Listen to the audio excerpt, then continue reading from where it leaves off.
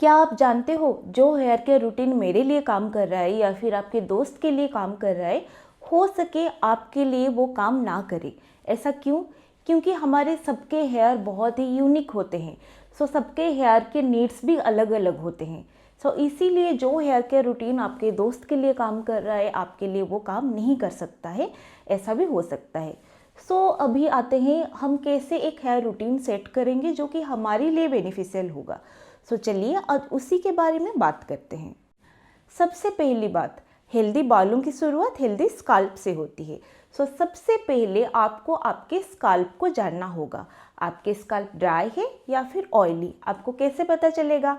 Hair wash के बाद आप ये मार्क करो कि आपके स्काल्प क्या हेयर वॉश के 2-3 दिन बाद ही ऑयली हो जाते हैं, या फिर हेयर वॉश के कुछ दिन बाद या फिर हेयर वॉश के 1 डे बाद ही आपके स्काल्प बहुत ड्राई लगने लगते हैं। ऐसे करके आपको पता चल जाएगा आपके स्काल्प ऑयली है या फिर ड्राई है। अभी आपके स्काल्प अगर ऑयली है, आप उसी के हिसाब से आप एक हेयर केयर रूटीन सेट करोगे। अगर ड्राई है तो आप उसके लिए भी अलग से एक हेयर केयर रूटीन सेट करोगे।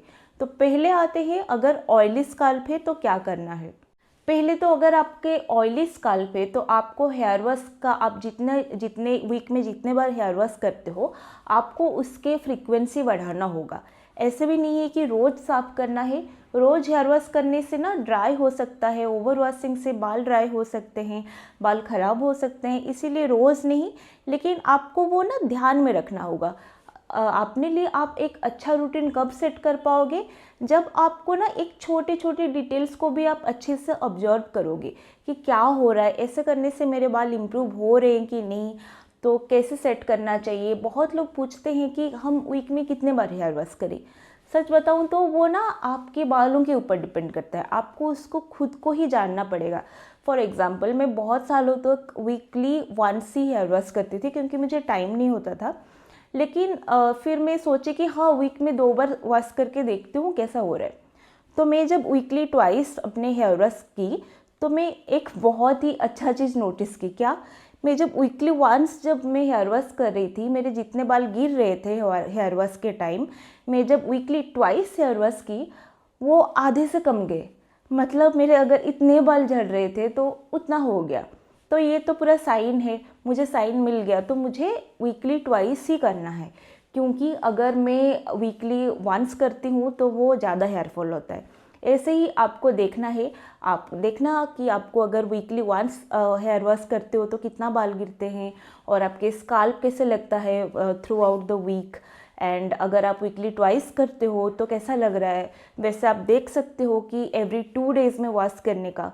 बेसिकली क्या है ना, आपको देखना है वो सब चीज़, ठीक है, कि आपको कौन सा मेथड सूट कर रहा है, कैसे कितने दिनों में आप अगर वॉश करोगे तो आपके हेयर हेल्थ अच्छे रह रहे हैं, वो आपको खुद को ऑब्जर्व करना है। अभी आता है, अगर आपके ड्राई स्काल्प हो। अगर आपके ड्राई स्काल्प हो तो ओवर वॉश करने से वो और भी ड्राई हो जाएगा, तो वो बिल्कुल भी अच्छा नहीं रहेगा। तो इसीलिए ड्राई स्काल्प है अगर, तो यूजुअली क्या होता है ना, ड्राई स्काल्प वाले इतना ज़्यादा वॉश नहीं करना चाहिए। मतलब आपको वीकली वंस ठीक रहेगा, नहीं तो वीकली ट्वाइस। आप 2 दिन एवरी 2 डेज़ या फिर एवरी डे अगर वॉश कर रहे हो तो उसको बंद करो।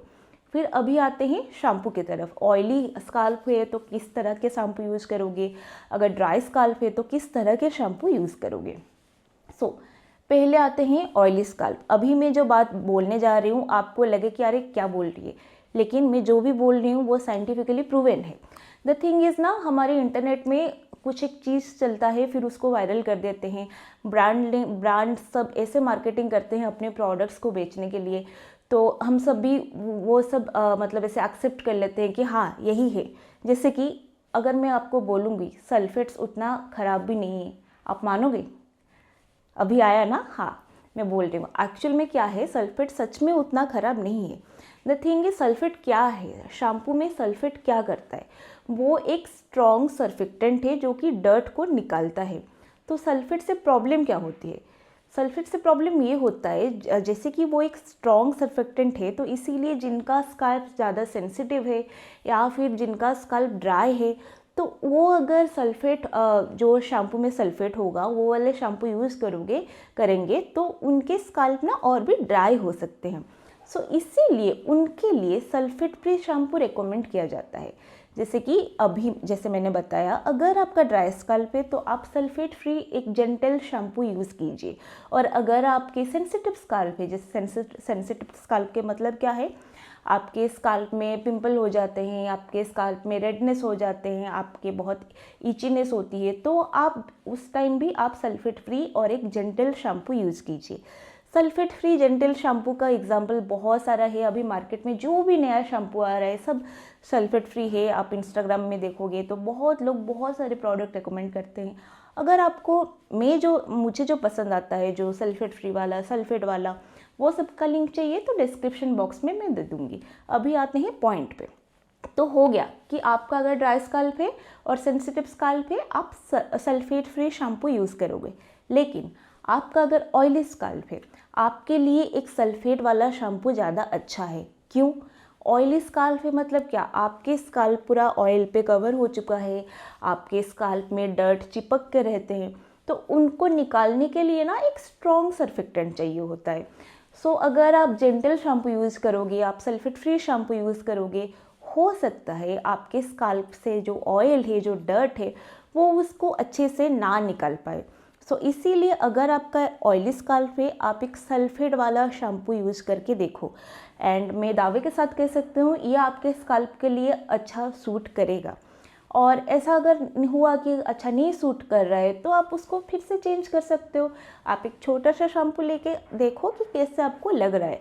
मैं जैसे कि पहले बताया, आपके हेयर को ना आप ही जानते हो, आपकी स्कैल्प, आपके हेयर, आपको देखना है कौन सा अच्छा लग रहा है। अगर सल्फेट वाला आपको अच्छा लग रहा है, आप सल्फेट वाला यूज़ करो, किसी के बात सुनने की कोई ज़रूरत नहीं है। देन आते हैं कंडीशनर। कंडीशनर कैसे चूज़ करना है? देखो, कंडीशनर को भी चूज़ करने का एक तरीका है। पहले तो एक बात मैं बता दूं, ऐसा बिल्कुल भी ज़रूरी नहीं है जिस ब्रांड का आप शैम्पू यूज़ कर रहे हो उसी ब्रांड का ही कंडीशनर यूज़ करो, ऐसा ज़रूरी नहीं है। अगर आपको कोई और कंडीशनर अच्छा लग रहा है तो आप उसको भी यूज़ कर सकते हो।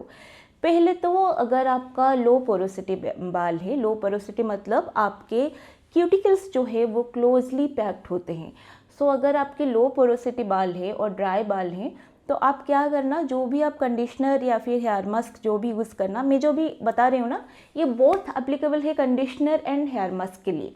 सो अगर आपके लो पोरोसिटी बाल है तो आप ध्यान देना आपके जो कंडीशनर है, आपके जो हेयर मास्क है, वो इतना मोटा ना हो, ठीक है? नहीं तो आपके बाल उसको अच्छे से ऑब्जर्व नहीं कर पाएगा। और अगर आपका हाई पोरोसिटी है तो आप देखो आपके हेयर मास्क एंड कंडीशनर जितना मोटा हो सके उतना अच्छा है, वो अच्छे से आपके हेयर को हाइड्रेट करके रखेगा। ऐसे करके आपको कंडीशनर और हेयर मास्क चूज करना है। और कैसे जानोगे आपके लिए सही है या गलत है? पहले तो हेयर वॉश करने के बाद आपके बाल कैसे फील हो रहे हैं वो सबसे ज़्यादा इम्पोर्टेंट है, ठीक है? आप देखो, आप वो कंडीशनर या फिर हेयर मास्क लगाने के बाद आपके बाल कैसे फील हो रहे हैं। कुछ कुछ होते हैं जैसे कि दोनों ही अच्छे होते हैं, लेकिन एक हेयर मास्क है जो कि मेरे बाल को सिल्की बनाता है और मतलब बहुत ज़्यादा सिल्की बना लेता है, लेकिन दूसरा एक हेयर मास्क है जो कि इतना सिल्की नहीं बनाता है मेरे बाल, लेकिन मेरे बाल मुझे हेल्दी फील होते हैं। सो मैं क्या करती हूँ कि मुझे उस दिन या फिर उस टाइम मुझे जैसे चाहिए उस हिसाब से मैं हेयर मास्क लगाती हूँ। सो आप अपना नीड को देखिए, आपको सिल्की बाल चाहिए या फिर आपको हेल्दी लुकिंग बाल चाहिए या फिर आपको दोनों चाहिए, फिर आप एक्सपेरिमेंट करते रहना। एंड और एक बात मैं बता दूं, आपको ना इससे बहुत सारे एक्सपेरिमेंट करने की ज़रूरत नहीं है। आप एक कंडीशनर ले आए, उसको आपने लगा लिया, फिर अगर आपके बाल अच्छे फील हो रहे हैं ना तो कोई ज़रूरत नहीं है और एक नया प्रोडक्ट लाने का। अगर आप प्रोडक्ट नया ट्राई करना चाहते हो तो क्या करना, पहले इसको ख़त्म कर लो, उसके बाद एक नया प्रोडक्ट ट्राई करो। ये बहुत ज़रूरी है क्योंकि अभी हर दूसरे दिन एक एक नया प्रोडक्ट आता है, हर दूसरे दिन बोलते हैं कि ये बेस्ट है, ये बेस्ट है, ये मेरे बाल को ऐसे कर दिया, वैसे कर दिया। तो बहुत ही हाई चांसेस है कि हम बहुत सारे प्रोडक्ट से ख़रीद लें, लेकिन वो अच्छा नहीं है, हमारे पैसे वेस्ट हो रहे हैं, प्रोडक्ट वेस्ट हो रहा है। तो इसीलिए आप पहले जो प्रोडक्ट है, अगर वो प्रोडक्ट आपको सूट कर रहा है, अगर आपके बाल अच्छे फील हो रहे हैं उसको लगा करके, सो पहले उस प्रोडक्ट को ख़त्म कीजिए, उसके बाद आप नया प्रोडक्ट लाइए। शैम्पू, कंडीशनर, हेयर मास्क हो गया। अभी आते हैं ऑयल के। ऑयल सबसे पहले बोलना चाहिए था लेकिन अभी मैं बोल रही हूँ तो चलेगा। ऑयल, कौन सा ऑयल लगानी है? पहले तो आप जानिए कि आपके हेयर पोरोसिटी क्या है, ठीक है। आपके अगर लो पोरोसिटी बाल है तो आपको लाइट वेट ऑयल चाहिए, आपको अगर हाई पोरोसिटी बाल है तो आपको एक थिक ऑयल चाहिए। अगर मीडियम पोरोसिटी बाल है आप दोनों ऑयल को मिला के लगा सकते हैं या फिर ब्लैक सीड ऑयल लगा सकते हो। अभी गलती कहाँ होती है, हाई पोरोसिटी तो लगाते हैं थिक हेयर ऑयल, लो पोरोसिटी तो लगाते हैं लाइट वेट ऑयल, लेकिन गलती कहाँ करते हैं लोग, हाई पोरोसिटी वाले क्या करते हैं ना, मैं बहुत लोगों को देखती हूँ कि कास्टर ऑयल डायरेक्टली लगा लेते हैं। कास्टर ऑयल हेयर ग्रोथ के लिए बहुत अच्छा है, ये सही है, लेकिन कास्टर ऑयल ना कुछ ज़्यादा ही थिक है। सो आपका अगर हाई पोरोसिटी बाल है तब भी आप कास्टर ऑयल को एक कोकोनट ऑयल के साथ डाइल्यूट करके लगाइए, उसको डायरेक्टली मत लगाइए। दूसरी बात, हेयर ग्रोथ के लिए हम क्या करते हैं, रोजमेरी एसेंशियल ऑयल एसिड डालते हैं तो, या फिर रोजमेरी ऑयल लगाते हैं। सो अगर आप एसेंशियल ऑयल लगा रहे हो, जो भी हो, रोजमेरी हो, पेपरमिंट हो, या फिर कुछ भी, कोई भी एसेंशियल ऑयल अगर आप लगा रहे हो, एक बात ध्यान में रखना, essential oils are highly concentrated. So आपको उसको डायरेक्टली अपने स्काल्प पे नहीं लगाना है, आपको उसका 1-2 ड्रॉप्स ही अपने ऑयल में डालना है, उसके बाद लगाना है।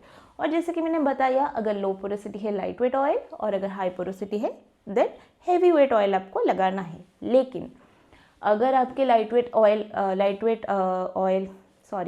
अगर आपके लो पोरोसिटी बाल हैं लेकिन आपको कोकोनट ऑयल सबसे ज़्यादा सूट कर रहा है, आप ट्राई कर लिए बाकी सारे लाइट वेट ऑयल लगा के, लेकिन आपको लग रहा है कि कोकोनट ऑयल से आपके बाल ज़्यादा अच्छे हो रहे, तो आप कोकोनट ऑयल लगाओ।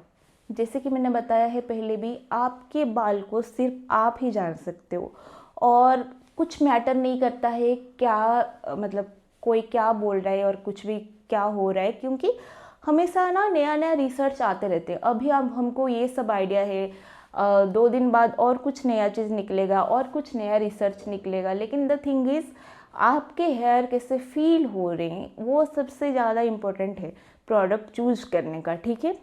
सो अगर आपके बालों में कोकोनट ऑयल ज़्यादा सूट करता है तो आप उसी को लगाओ, लेकिन पहले आप देख लो आपको लाइट वेट ऑयल से ज़्यादा अच्छा लग रहा है क्या, ठीक है। अब प्रोडक्ट के बारे में हम लोग बात कर ली, अभी आते हैं रूटीन कैसे सेट करें। एक चीज़ आपको ध्यान में रखना है, जब भी आप बाल धो रहे हो तो उससे पहले आपको ऑयल लगाना है।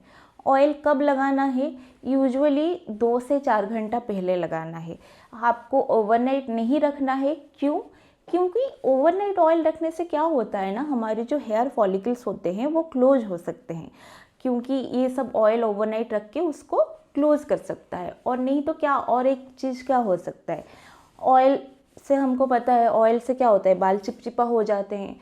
सराउंडिंग में हमारे जितने भी धूल या फिर जो कुछ भी होगा वो हमारे बाल पे चिपक जाएगा, तो वो अच्छा नहीं है। इसीलिए 2 से 4 घंटा एक आइडियल टाइम है। और एक सबसे ज़रूरी बात, अगर आपको डैंड्रफ हुआ है तो आप ऑयलिंग को अवॉइड कीजिए, ठीक है। ऑयलिंग को आप पूरा अवॉइड कीजिए, क्योंकि ऑयल से डैंड्रफ प्रोड्यूसिंग फंगस को खाना मिलता है। अभी आप बताओगे मैं तो ऑयल नहीं लगाऊंगी तो कैसे मेरे बाल ड्राई नहीं हो जाएंगे, मेरे बाल तो अच्छे नहीं लगेंगे, फिर उसके लिए भी एक सोल्यूशन है। अगर पहले मैं फिर से क्लियर कर दे रही हूँ, आपको अगर डैंड्रफ नहीं है तो हेयर वॉश से 2 से 4 घंटा पहले आपको ऑयल लगाना है, अच्छे से लगाना है अपने स्काल्प पे, अपने बालों पे, फिर उसको क्लच कर देना है, नहीं तो एक ब्रेड बना लेना है और 2 घंटे बाद जाके उसको अच्छे से धो डालना है। अभी आपको अगर डैंड्रफ हुआ है तो आपको क्या करना है, ऐसा भी नहीं कि हमको ऑयल का बेनिफिट भी चाहिए, क्योंकि ऑयल लगाने से ना हमारे बाल अच्छे रहते हैं, हाइड्रेटेड रहते हैं, अच्छे दिखते हैं अगर हम ऑयल लगा के वॉश करते हैं तो। डैंड्रफ है तो ऑयल तो स्किप करना पड़ेगा। अभी क्या करेंगे, एक चीज़ कर सकते हो आप, नहाने से 15 मिनट या फिर आधे घंटे पहले आप क्या करोगे, अपने बालों को स्लाइटली डैम्प करना, उसके बाद एक हेयर मास्क ला के अच्छे से लगा लेना, फिर क्लच कर देना। उसके बाद जब आप 15 मिनट या फिर आधे घंटे बाद नहाने जाओगे, बाल को धो डालना, फिर शैम्पू करना, उसके बाद फिर से हेयर मास्क या फिर कंडीशनर लगाना, देखना आपके बाल कितने ज़्यादा अच्छे लगते हैं।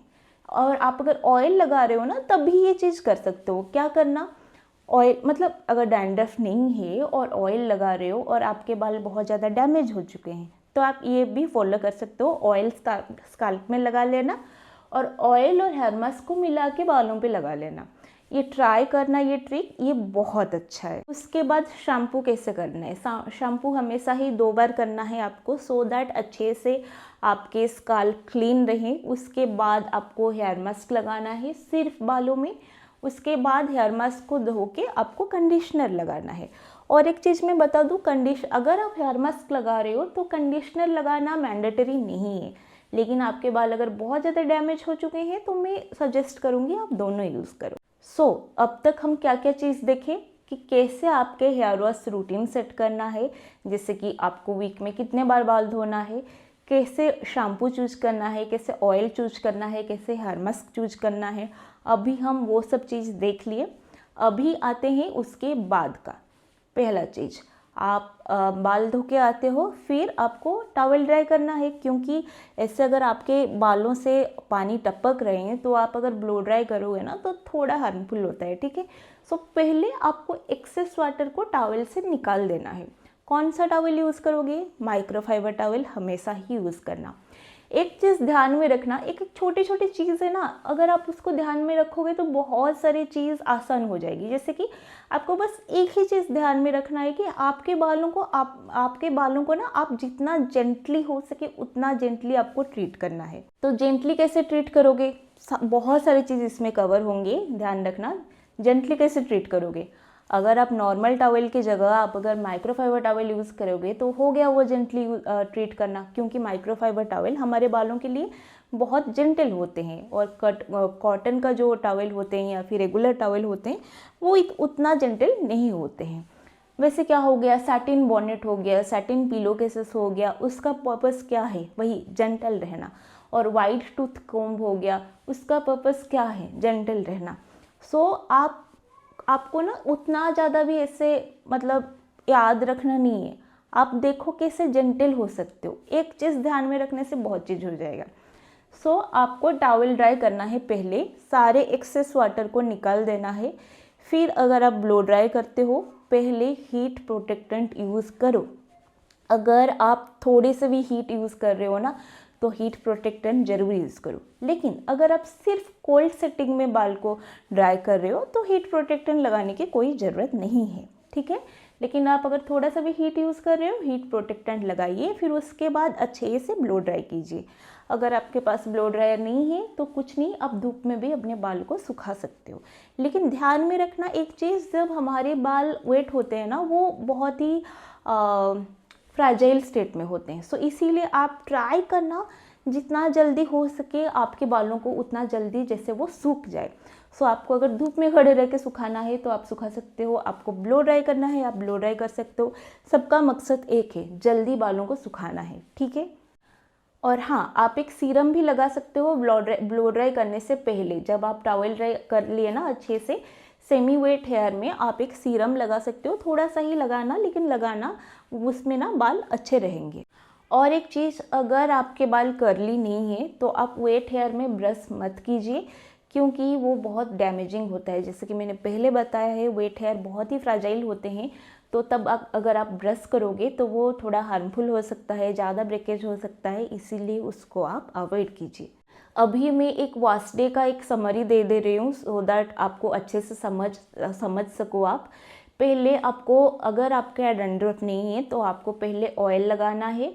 उसके बाद कुछ घंटे बाद आपको धो डालना है बाल। पहले अच्छे से शैम्पू करना है 2 बार, फिर हेयर मास्क एंड कंडीशनर लगाना है।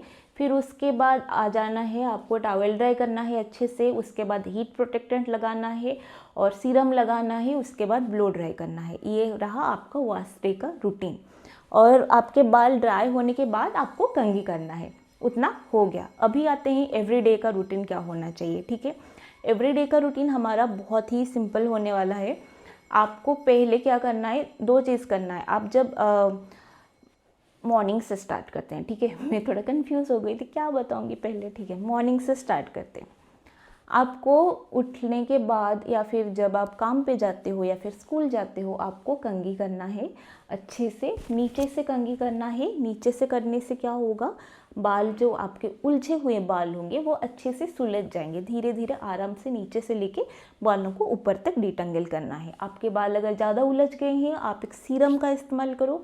सीरम बहुत ही अच्छा है बालों को अच्छे से डिटेंगल करने के लिए। सो आपके अगर उलझे हुए बाल हैं तो आप सीरम लीजिए, लगाइए, उसके बाद अच्छे से बाल को डिटेंगल कीजिए।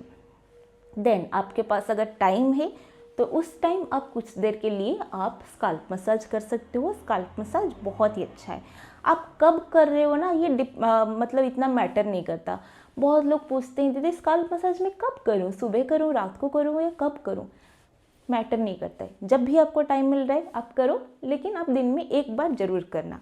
आपको अगर दिन में टाइम मिल रहा है तो आप दिन में करो, आपको अगर सुबह टाइम हो रहा है तो सुबह करो, नहीं तो रात को आप सोने से पहले कर सकते हो, लेकिन एक बार ज़रूर करना। और अच्छा है अगर 2 बार भी आप कर सकते हो।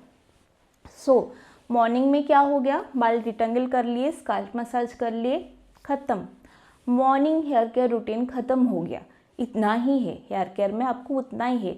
आप बोलोगे ये तो मैं रोज़ करती हूँ, हाँ आप रोज़ करते हैं, लेकिन कैसे करते हैं वो ज़्यादा मैटर करता है। जैसे कि मैंने बताया, बाल जब डिटेंगल करते हो सो नीचे से करना, उलझे हुए हैं बाल तो सीरम का इस्तेमाल करना, स्काल्प मसाज करना। Morning hair care routine done. अभी आते हैं नाइट पे क्या करना है। हाँ, ये मैं एक ऐसे बता रही हूँ ना, तो इसीलिए मैं रोज़मेरी वाटर को स्किप कर रही हूँ, क्योंकि वो स्पेसिफिक होता है जिनको हेयर ग्रोथ करना है एंड ऑल दैट। आपको अगर रोज़मेरी वाटर लगाना है तो इसी टाइम आप लगा सकते हो। मॉर्निंग में आप स्काल्प में लगा सकते हो, देन थोड़ा सा टाइम देना, स्काल्प थोड़ा सा सूख जाए, उसके बाद आप जो भी आपका हेयर स्टाइल करना है वो करके जा सकते हो काम को, ठीक है। फिर आते हैं नाइट हेयर केयर रूटीन। ये भी बहुत सिंपल है। आपको बाल को डिटेंगल करना है, उसके बाद स्काल्प मसाज करना है, उसके बाद आपको अगर हेयर ग्रोथ सीरम लगानी है इस टाइम आप लगा सकते हो।